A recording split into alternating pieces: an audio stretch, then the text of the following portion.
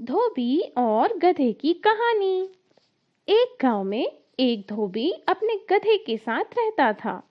वह रोज सुबह अपने गधे के साथ लोगों के घरों से गंदे कपड़े लाता और उन्हें धोकर वापस देता था। यही उसका दिन भर का काम था और इसी से उसकी रोजी रोटी चलती थी। गधा कई सालों से धोबी के साथ काम कर रहा था और समय के साथ साथ अब वह बूढ़ा हो गया था। बढ़ती उम्र ने उसे कमजोर बना दिया था, जिस वजह से वह ज्यादा कपड़ों का वजन नहीं उठा पाता था। एक बार धोबी अपने गधे के साथ कपड़े धोने के लिए धोबी घाट जा रहा था। धूप बहुत तेज थी और गर्मी की वजह से दोनों की हालत खराब हो रही थी। गर्मी के साथ साथ कपड़ों के अधिक वजन के कारण गधे को चलने में परेशानी हो रही थी।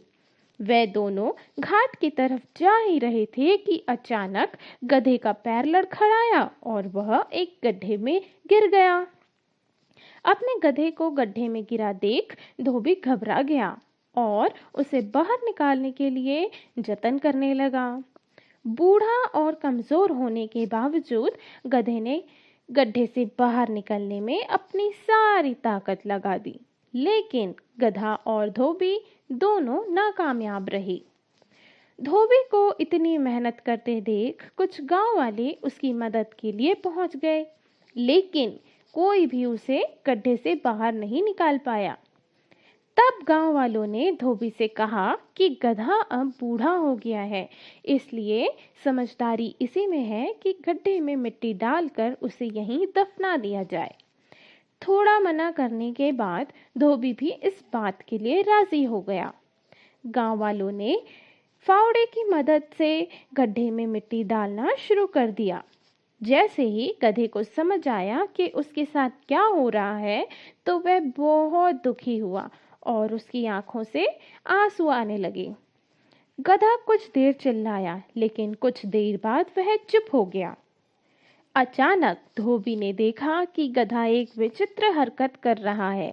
जैसे ही गांव वाले उस पर मिट्टी डालते, वह अपने शरीर से मिट्टी को नीचे गड्ढे में गिरा देता और उस मिट्टी के से ऊपर चढ़ाता। ऐसा लगातार करते रहने से गड्ढे में मिट्टी भरती रही और गधा उस पर चढ़ते हुए ऊपर आ गया। अपने गधे की इस चतुराई को देखकर धोबी की आंखों से खुशी के आंसू आ गए और उसने गधे को गले से लगा लिया।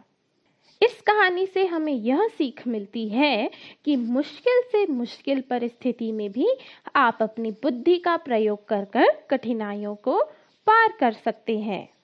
If you like the video or story, please like, share and subscribe and don't forget to press the bell icon. मिलेंगे हम दूसरी कहानी के साथ। Bye everyone.